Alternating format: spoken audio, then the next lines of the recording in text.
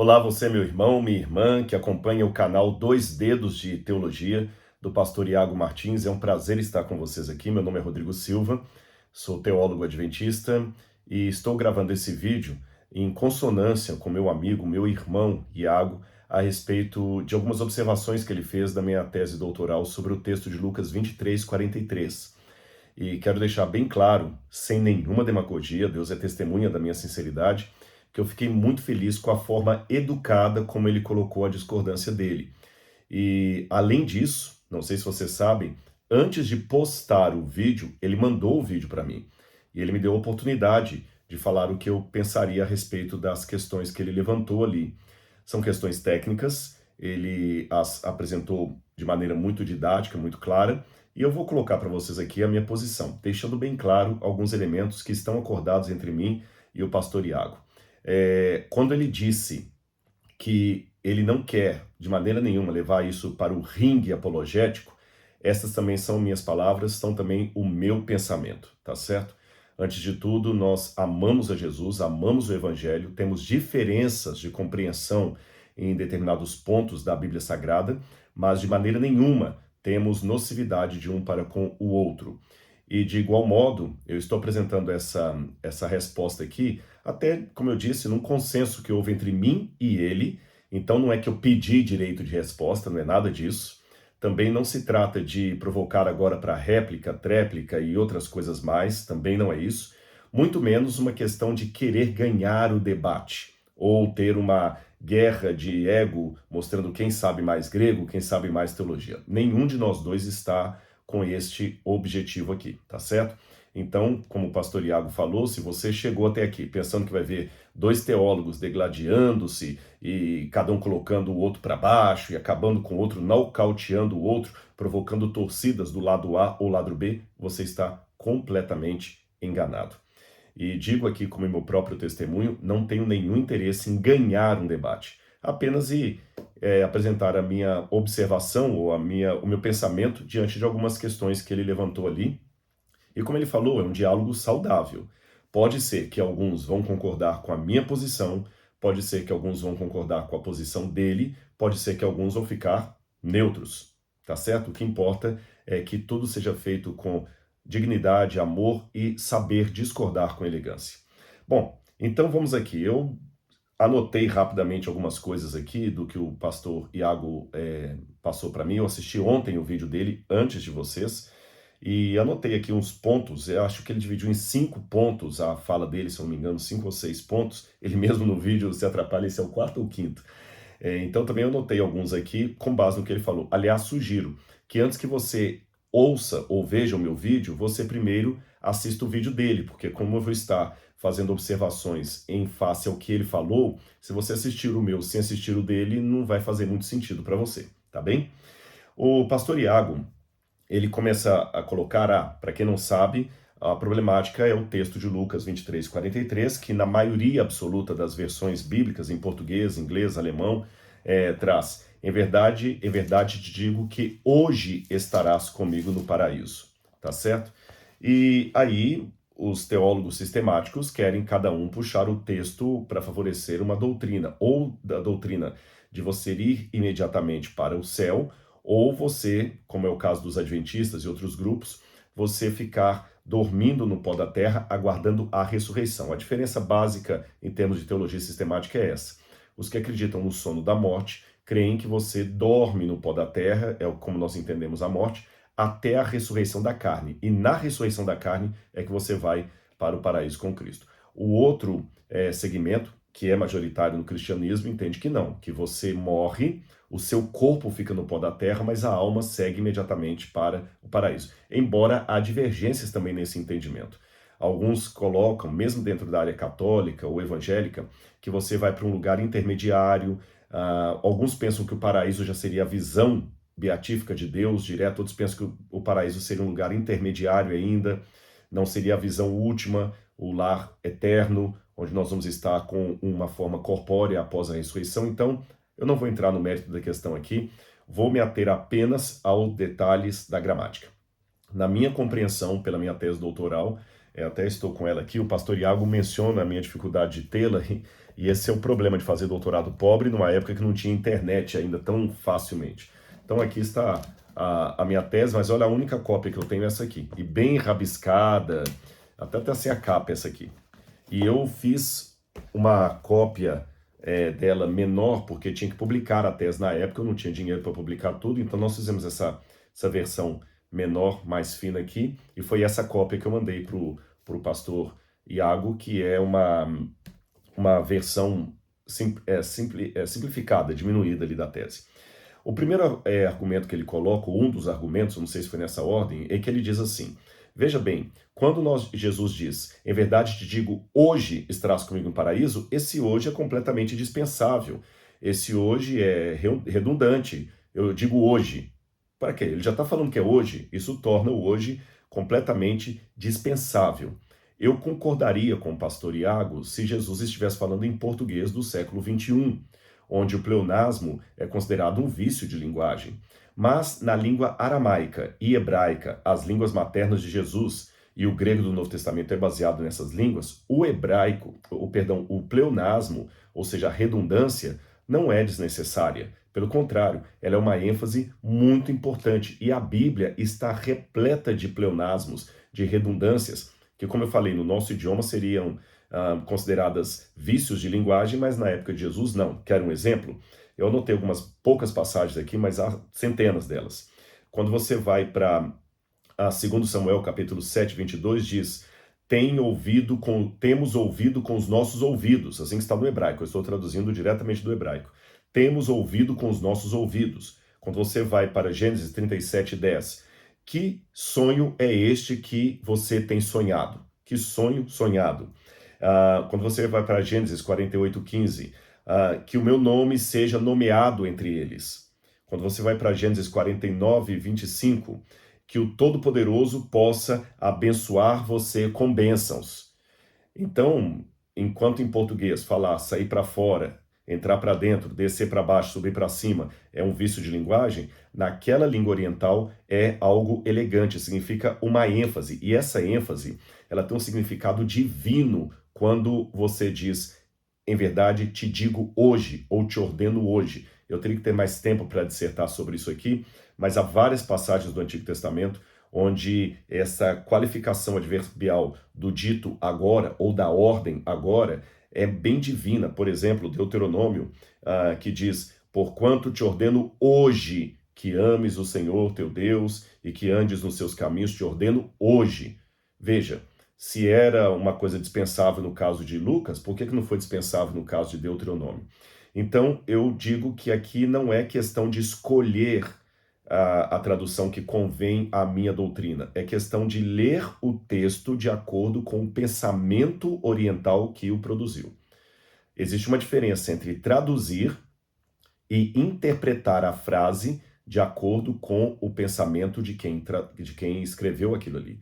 Uma vez eu lembro de um especialista em poesia japonesa que ele disse que ele queria primeiro ir para o Japão antes de traduzir as poesias para que ele pudesse pensar como eles pensaram. Porque se ele simplesmente fizesse uma tradução ali gramatical, ele não ia compreender o sentido que eles estavam dando. Um outro elemento aqui que eu gostaria de mencionar é que o pastor Iago e Tiago, vocês sabem que é o mesmo nome, né? O pastor Iago, ele diz o seguinte, que várias vezes no grego ali, grego de Lucas especialmente, quando diz amen lego, em verdade te digo, imediatamente já vem a frase seguinte. E ele está certo. Só que temos que levar em consideração dois elementos aqui. Em primeiro lugar, quando se diz amen lego, já está misturando hebraico, amen, com lego, grego. Então eu já tenho que ver que tem uma atmosfera hebraica por detrás daquilo ali. E como o advérbio é apenas um qualificador do verbo, ele não altera nada a frase. Continua valendo a regra que ele falou. O que vem imediatamente depois segue na sequência. Seria mais ou menos como se eu dissesse assim, olha, eu proclamo, e toda vez que eu falo eu proclamo, e vem imediatamente uma sentença seguinte, como o pastor Iago falou. Eu proclamo a Bíblia. Eu proclamo a palavra de Deus. Eu proclamo as boas novas. Se eu colocar depois do proclamo um advérbio, que é um qualitativo do verbo, não vai mudar. Eu proclamo ousadamente a palavra de Deus. Eu proclamo veementemente a palavra de Deus. Eu proclamo entusiasmadamente, né? Entusiasticamente, melhor dizendo, a palavra de Deus. Esse entusiasticamente, veemente, todos são qualificativos do verbo proclamo. Então não altera nada. Eles apenas vêm depois do verbo e a partir deles vem a sequência natural. Então dizer que o hoje não pode qualificar um verbo da antecedência, porque normalmente a frase segue corrente, colocaria uma pausa artificial aí, não procede do ponto de vista gramatical. Aliás, pelo contrário, tem um autor chamado Joseph Fitzmyer. Ele fez todo um trabalho sobre o grego do Evangelho de Lucas, e ele colocou algumas características lucanas, e entre elas estava justamente o fato de que Lucas é tremendamente dependente da Septuaginta, algo que o pastor Tiago depois nega lá. Ele fala, não, usar a Septuaginta para entender o texto de Lucas, não, porque Lucas é independente quase, assim, na sua forma de escrever. Não, pelo contrário, Lucas é muito dependente da Septuaginta e do hebraico. E aqui tem uma questão muito interessante sobre Lucas. Provavelmente, Lucas foi o único autor do Novo Testamento que não era judeu. Provavelmente, ele era o único que não era judeu. Sendo assim, é curioso que o livro de Lucas tem mais hebraísmos do que qualquer outro livro do Novo Testamento. O que são hebraísmos? São gírias e formas de falar em hebraico. É como alguém que é americano, chega no Brasil e aprendeu português, mas ainda está com a estrutura inglesa na cabeça e fala assim, eu vou parquear o carro porque eu tenho um apontamento com o meu médico e estou caído de amor por minha namorada. Nós não falamos assim em português. Se eu disser para você que eu parqueei o carro e que eu tenho um apontamento com o médico, você entende que eu tenho uma consulta, mas não é assim que nós falamos em português. Essa forma de expressar demonstra uma estrutura inglesa por detrás da minha mente. Pois bem, da mesma maneira, Lucas, ele tem uma estrutura hebraica muito forte no modo como ele escreve, mas se ele não era judeu, provavelmente não fosse, de onde vem essa estrutura judaica que ele usa para escrever? É graças à Septuaginta, da qual ele é dependente. Por isso que eu tenho que ler Lucas à luz da gramática da Septuaginta e a Septuaginta à luz da gramática hebraica bíblica que está por detrás dela. Outra coisa interessante, sempre que Lucas vai usar um pronome pessoal, que seguindo uma preposição, ele usa a forma enfática. E é justamente o que nós temos ali, uma forma enfática. Outro detalhe, o pastor Iago diz assim, olha, existem 665 ditos em Lucas, tá certo? E em nenhum deles você tem essa situação de começar uma frase com o pronome, tá certo? O pronome demonstrativo e logo depois o verbo. Nenhuma. E nós temos 15 ocorrências apenas em que o pronome demonstrativo, demonstrativo, um pronome pessoal, começa uma frase. Aí ele fala, então, se o que o Rodrigo faz procede, nós temos apenas um único caso em Lucas que ele começa a frase seguinte a partir de um pronome, met emu esse ento paradeiso. Só que aqui é algo que D.A. Carson escreveu no livro Falácias Exegéticas, que é quando você fica preso demais à estatística do uso para determinar uma forma de escrita. O pastor Iago e eu temos um ponto em comum na nossa teologia. Nós somos conservadores e não subscrevemos a chamada hipótese documentária ou a alta crítica de Wellhausen. Para quem não entende, eu vou explicar o que é a alta crítica de Wellhausen. Essa alta crítica, ela pega qualquer alteração no estilo de escrita do texto e já coloca a lupa e fala, isso aqui foi outro autor, isso aqui foi outro autor, isso aqui foi outro autor. Então, por exemplo, se o autor está escrevendo sempre assim, Pedro foi à casa, Pedro foi à casa, Pedro foi à casa, em determinado momento aparece assim, Pedro seguiu para casa, ele falou, opa, o autor nunca escreve desse jeito, Pedro seguiu para casa. Isso aqui indica que tem um outro autor aqui que não aquele primeiro. Aí eles retalham a Bíblia em várias autorias. Eu não concordo com isso e o pastor Iago também não. Mas essa tese que nós não subscrevemos da alta crítica usa justamente esse argumento de pegar situações excepcionais como prova de que aquilo não foi escrito pelo mesmo autor. Ora, se o fato de haver 665 ocorrências de ditos no Novo Testamento e apenas 15 começam com o pronome, eu também posso pegar que esses 15, então, são estranhos. Tem 15, tá certo? E se apenas um seria como eu indiquei, isso não é uma prova de que a leitura está errada. É apenas uma forma de jogar como é que se diz, com a matemática, com a estatística, fazendo supor que é obrigado Lucas sempre a escrever do mesmo jeito. Eu tenho várias situações na Bíblia em que situações anômalas aparecem no texto, onde o autor escreve de uma forma como ele não tinha escrito antes. E eu tenho uma razão teológica por que o texto de Lucas 23:43 está escrito de uma maneira anômala, ou pelo menos assim, rara no texto de Lucas. E eu vou dizer daqui a pouquinho qual é essa maneira. Outra coisa que me chama a atenção é que o pastor Iago, ele sempre fala, olha, em todas as ocorrências de Lucas, onde ele fala amém lego, sempre essa expressão indica a frase seguinte. Por exemplo, em verdade te digo que o profeta não é bem recebido em sua casa. Tá certo? Sempre assim, em verdade te digo, 2 pontos, já vem logo em seguida. E ele tá certo. Só que ele esqueceu de uma coisa. Em todas as ocorrências de amém lego, exceto 2, você tem um pronome relativo logo depois, que é o pronome relativo hoti, que também pode ser expresso como uma conjunção. Hoti significa que, por quê. Então vou dar um exemplo para você. Quando você vai para Lucas 4:24 em grego, está assim. Eipen de, disse, pois, amen lego humin, eu digo a vós. Hoti udeis, profetes, dectos estin ente patridi autu. Que o profeta não é bem recebido em sua terra. Jesus fala, em verdade eu digo a vocês, 2 pontos, que o profeta não é bem recebido em sua terra. Outro exemplo, Lucas 12:37.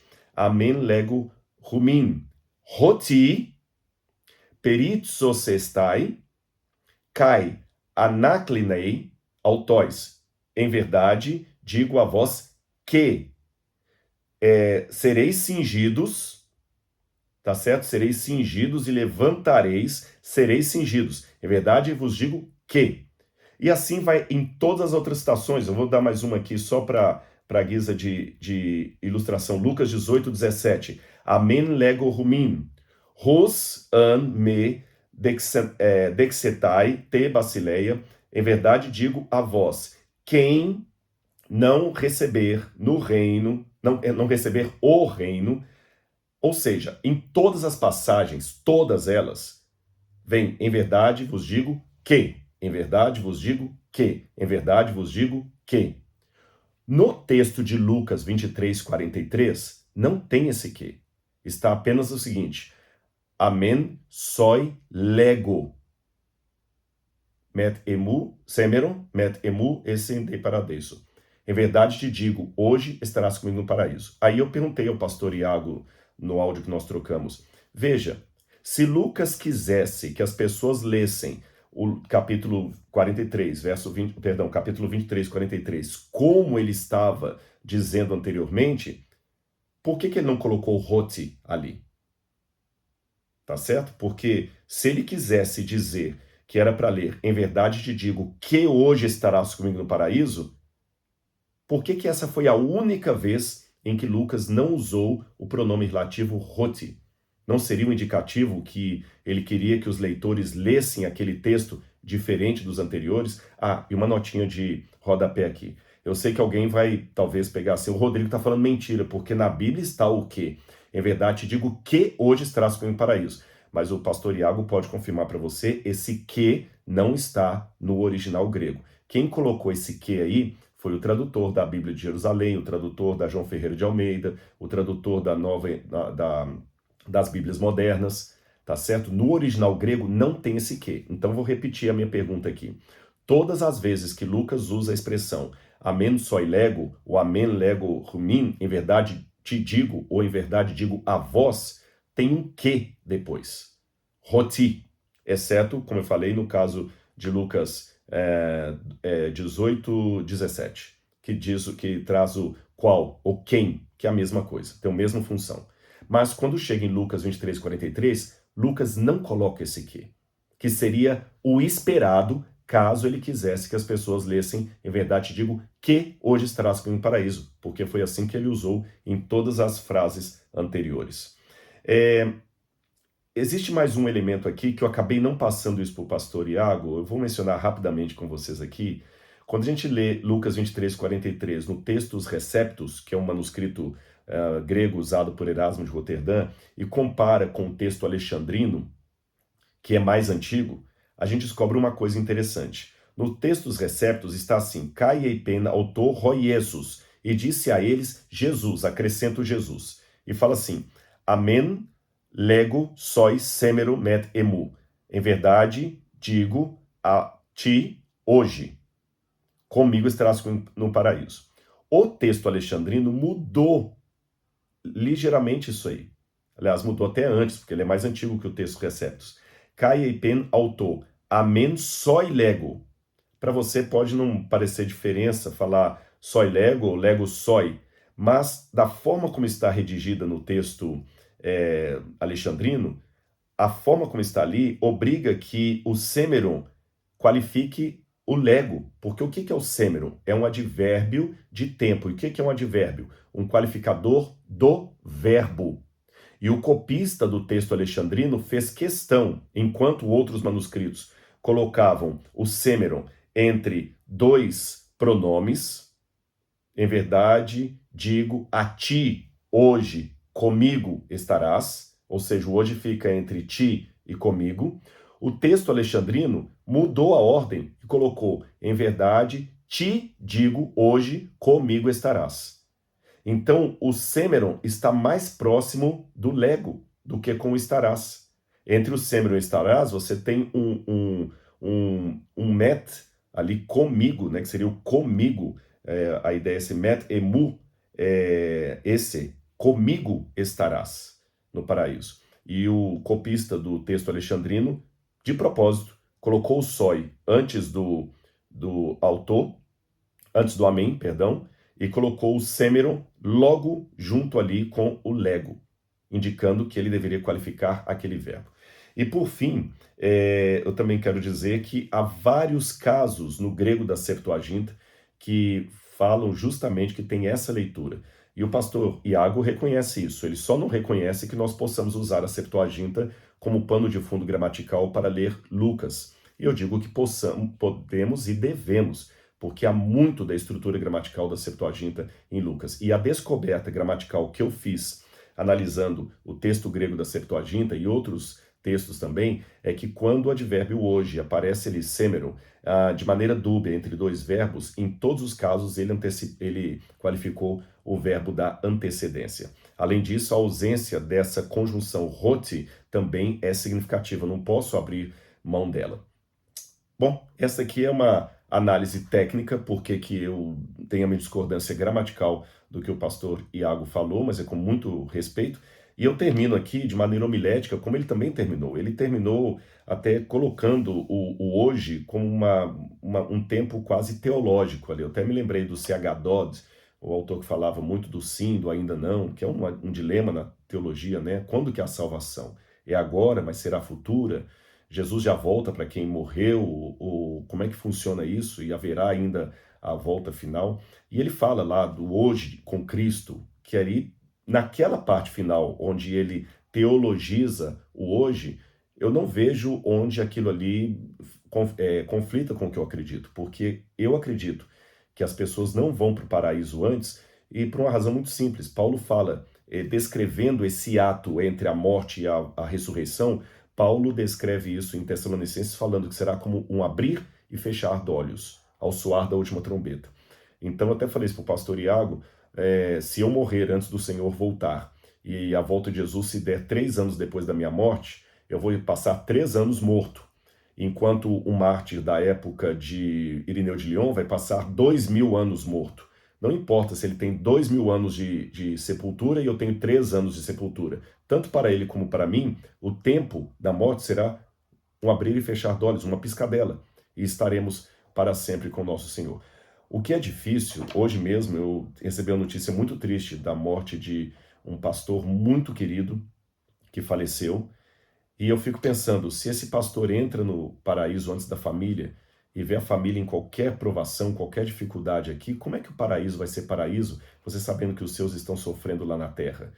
É difícil, né? Para mim, entrar no paraíso antes dos meus entes queridos, o paraíso vai deixar de ser paraíso. É como querer comer uma comida agradável num restaurante, sabendo que alguém que você ama ainda está nas mãos dos traficantes lá. Mas isso é apenas uma digressão. De qualquer maneira, uma coisa eu posso dizer para você, quer você concorde comigo, com o pastor Iago, ou você discorde de ambos, ou não concorde com nenhum, não tem opinião. Uma coisa iguala nós dois. E isso eu posso falar de cadeira, de cátedra aqui. Nós queremos ir para o paraíso com Cristo, tá certo? Nós dois, eu e ele, nutrimos uma saudade do lar, uma saudade do Jardim do Éden, uma saudade que eu espero que você também nutra, porque eu estou vivendo uma fase muito feliz da minha vida, mas eu não esqueci que ainda estou do lado de cada eternidade, e eu quero ver Jesus. Eu ouço, em verdade digo hoje, meu filho, eu tenho autoridade para dizer, você estará comigo no paraíso. O pastor Iago lê, em verdade eu te digo que hoje você vai estar comigo no paraíso. No fim dos ovos, nós dois queremos ir para lá. Que Deus abençoe muito a vida de vocês, muito obrigado. E em breve eu terei uma live com o pastor Iago para tratarmos de assuntos teológicos muito interessantes. Que Deus abençoe vocês, meus queridos, e que Deus abençoe também o canal Dois Dedos de Teologia. Um abraço, tchau, tchau.